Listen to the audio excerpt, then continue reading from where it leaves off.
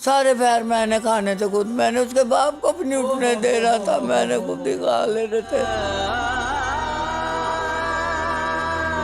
पर मैंने अपने बच्चे को सीने से नहीं लगाया, मुझे यही दुख खाई जाता है। एक ने मेरा मुंह को दबोचा, मेरा मुंह बंद किया और मेरे इधर गन रख दी थी, बच्चों के सामने किया। अस्सलाम वालेकुम नाज़रीन, आपका मेज़बान मुजाहिद रसना वक्त हाजिर और आप देख रहे हैं PSP KG डिजिटल। नाज़रीन, इस वक्त मैं पटियाला हाउस में मौजूद हूँ, जहाँ पे एक वाक़या पेश आता है और ये वही पटियाला हाउस है जहाँ पे कुछ साल पहले श्रीलंकन टीम पे हमला होता है और इस इलाके से वो तमाम तर मुलजिमान जो हैं वो भागते हुए, फ़रार होते हुए दिखाई देते हैं। यहाँ पे कत्ल की एक लर्जा खेज़ वारदात होती है और मार्शल, जो 3 बहनों का इकलौता भाई था, उसे 16 गोलियां मारकर कत्ल कर दिया जाता है। असल में वाक़या होता क्या है, आइए मार्शल की फैमिली से जानते हैं। आइए मेरे साथ। मैगी, क्या मामला था, ये मार्शल को कत्ल क्यों किया गया? मेरे शोहर ने इसके खिलाफ एप्लीकेशन दी थी। इस छत पे ना फायरिंग करता था और बच्चों को ट्रेनिंग देता था छत पे, ठीक है। तो इसके खिलाफ एप्लीकेशन दी थी। क्या हुआ था उस दिन जब शानी और आज़म, जिन्होंने मार्शल को 4 दोस्तों समेत कत्ल किया? हम सोए हुए थे, वो ऊपर छत से ना खिड़की तोड़ के, यानी कि उसकी जाली वगैरह काट के, सरिये काट के ना दरवाज़ा खोल के छोटे बच्चों को घुसाया, तो उसने दरवाज़ा वगैरह खोला है और वो दरवाजे से नीचे आए हैं। हमें ज़रा सी आहट भी नहीं होने दी, पता नहीं चला कि क्या हो गया है। जब वो आए हैं तो उन्होंने जब टांग मार के दरवाजे को खोला है जल्दी से, तो वो जब से सारे अंदर, सारे के सारे एकदम से अंदर आ गए और सबसे पहले एक ने मेरा मुंह को दबोचा, मेरा मुंह बंद किया और मेरे इधर गन रख दी। कहते चीखें नहीं मारनी, आवाज़ नहीं निकालनी। तो मेरे शौहर ने क्या किया, मेरी बीवी बच्चों को ना छोड़ दो।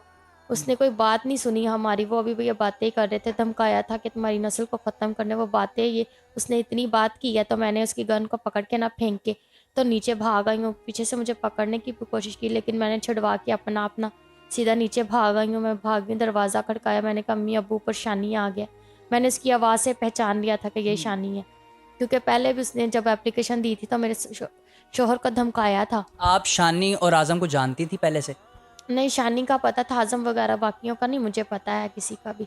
शानी का पता था क्योंकि वो साथ का हमसाया था। तो मैं जब नीचे आई हूँ, मैंने अभी बताया, या पीछे से फायरिंग की आवाज़ आई है, 2 बुलेट की आवाज़ आई थी, बाकियों की आवाज़ ही नहीं आई थी। तो जब ऊपर गई थी तो वो भाग चुके हुए थे। बच्चे कहाँ पे थे उस वक्त जब मार्शल को कत्ल किया गया? मेरे बच्चे सामने बेड पे बैठे हुए थे और साथ चारपाई पे मार्शल लेटा हुआ था। बच्चों के सामने मार्शल को कत्ल किया गया? हाँ जी, बच्चों के सामने किया। मुझे बताइएगा, जब ये सारा वाक़या हुआ तो आप नीचे भाग के आई, किससे बताया आपने घर पे कि ये सारा वाक़या हो गया? मैं नीचे भाग गए थे, अम्मी अबू को बताया था कि ऊपर शानी आ गया, तो उसी टाइम फिर हम वापस ऊपर को भाग गए हैं। जब ऊपर को भाग के गई थी तो मेरे जाने तक वो फायरिंग करके भाग चुके हुए थे। फिर मैंने अपने शोहर को पकड़ा के, मेरा शोहर कहता कुछ नहीं होता। फिर उसने मुझे बताया है कि अब्बू को कहना कि ऊपर शानी और आज़म आया जिन्होंने मुझे गोलियां मारी हैं।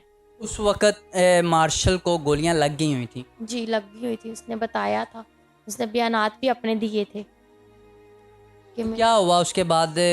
आपने रेस्क्यू कॉल की, आपने 15 पे कॉल की, क्या रिस्पांस मिला? हाँ जी, 15 पे कॉल की थी, वो भी घंटे बाद आई। 1122 भी 1 घंटे के बाद ही आई थी। और जब 1122 पे लेके भी गए हैं तो हॉस्पिटल में भी 2 घंटे वो वैसे ही पड़ा रहा है। डॉक्टरों ने कोई उसको पकड़ा नहीं, जल्दी से हाथों से गोलियां निकालते रहे हैं। मार्शल के वालिद साहब मेरे साथ मौजूद हैं, उनसे बात करते हैं। अस्सलाम वालेकुम सर। वालेकुम सलाम जी। सर, आप मौके पर मौजूद थे, घर थे उस वक़्त जब मार्शल को कत्ल किया गया? जी सर, मैं नीचे वाले पोर्शन में मैं सोया था, ऊपर वाले पोर्शन में मेरा बेटा था।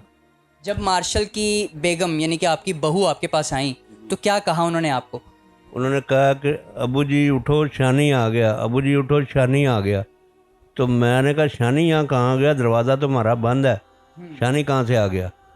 तो जब मैं उठ के भागा हूँ तो भागा तो मेरे से गया नहीं, मैं हार्ट का पेशेंट हूँ, सीढ़ी मेरे से चढ़ी नहीं जाती।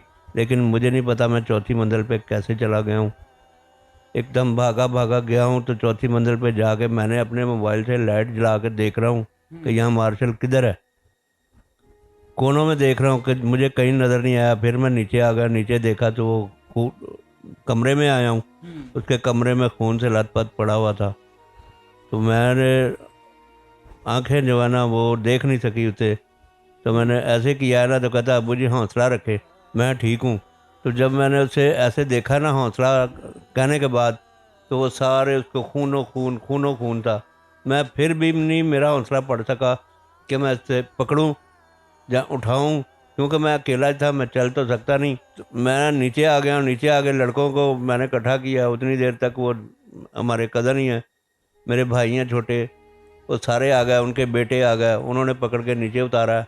जब नीचे उतारा तो नीचे आके मैंने उससे बातें की हैं।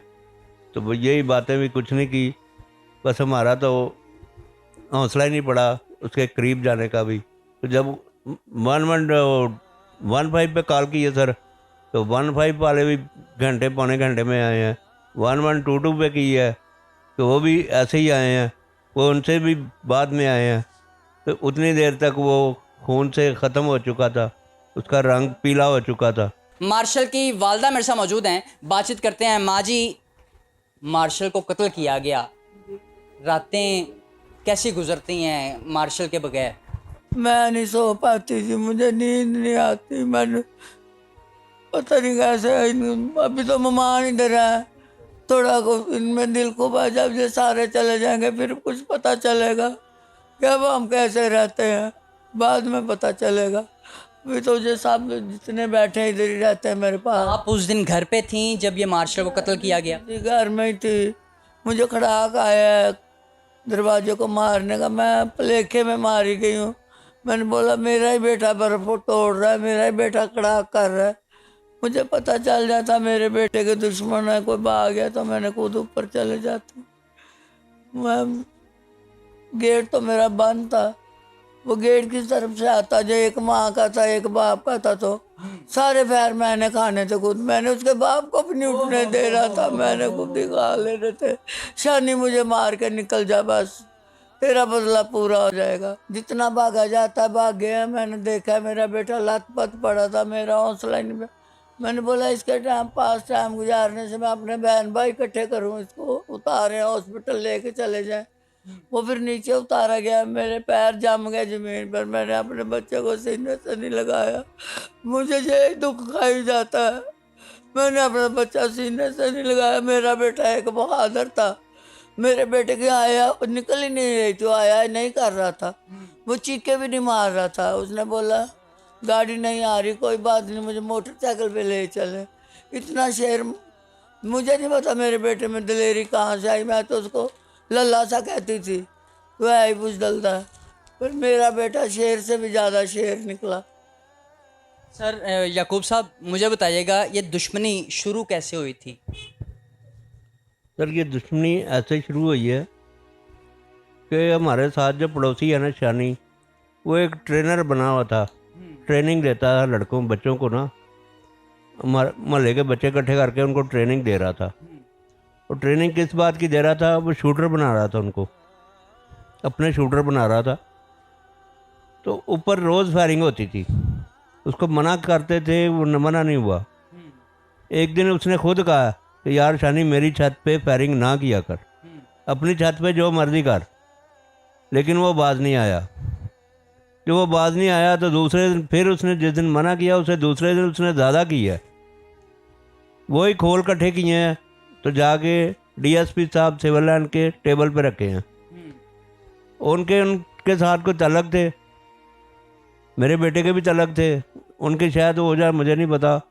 उनको दोनों को बुलाया उसने, उनका बैचअप करवाया।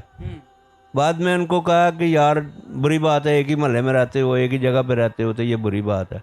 उन्होंने कहा नहीं सर कोई बात नहीं ऐसी, ये मेरा भाई है, मार्शल मेरा भाई है, मेरा पड़ोसी नहीं है, मेरा भाई है। ऐसे तसल्लियाँ दे के उनको आ चुके।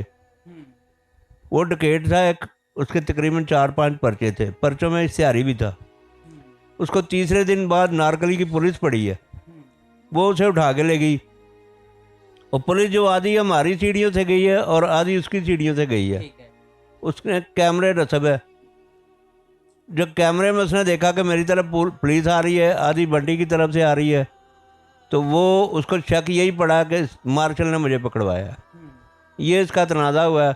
और उसकी सज़ा हमें ये मिली है। शानी ने अपने घर में कैमरे क्यों लगाए हुए थे, क्या करता क्या था ये? सर आपको बता तो रहा हूँ, आज से 6 साल पहले उसने अपनी माँ को घर से मार के निकाला हुआ था, अपने भाइयों को भी निकाल दिया था। 4 पोर्शन इसके घर के हैं, एक पोर्शन में चौथे में खुद रह रहा था, 3 नीचे किराए पे दिए हुए हैं। उसका किराया खा रहा था और याशी कर रहा था।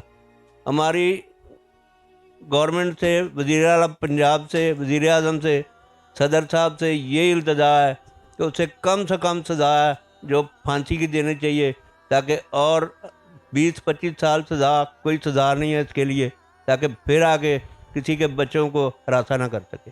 मैगी, मुझे बताइएगा, आप ज़ौजा हैं मार्शल की, 4 बच्चे हैं माशाल्लाह आपके, कैसे चलेगा? वज़ीर आला मरीम नवाज़ साहिबा ख़ातून है और पहली पंजाब की वज़ीर आला ख़ातून है, ख़वातीन के हकूक़ के लिए बड़ी आवाज़ उठाई है उन्होंने और बड़ा काम किया है। अगर कोई मैसेज है, पैगाम है मरीम नवाज़ साहिबा के लिए तो आप दे सकती हैं। मरीम नवाज़ से मेरी यही अपील है कि हमें, मेरे बच्चों के फ्यूचर के लिए हमें कुछ तहफ़्फ़ुज़ दिया जाए, और उनसे ये भी दरख्वास्त है कि औरत है, औरत के दर्द को वो समझ सकती है।